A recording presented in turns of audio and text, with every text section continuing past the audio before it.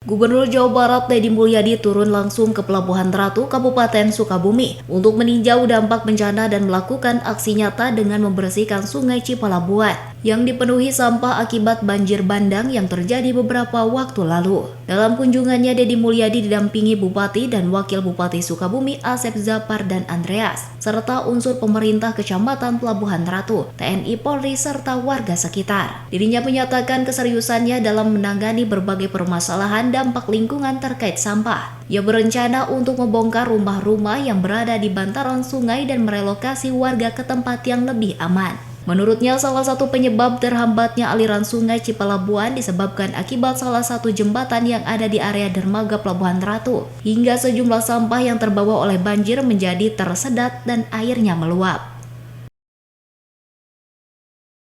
Beban bencana itu kan beban semua. Ini kan halnya sederhana, satu ya sungainya mengalami pendangkalan, walaupun bulan Desember sudah dikeruk. Yang kedua, jembatannya lurus, nanti jembatannya dibongkar, dibuat melengkung, ya nanti saya bangun jembatannya. Yang ketiga, warganya jorok, buang sampah ke sungai. Yang keempat, hutannya rusak, pohonnya dibabatin. Yang kelima, ini gila semua. Ya, udah gitu. Kalau dilihat tadi banyakan sampahnya apa aja Pak Ibu? Segala rupa, banyakan sih sampah dari rumah.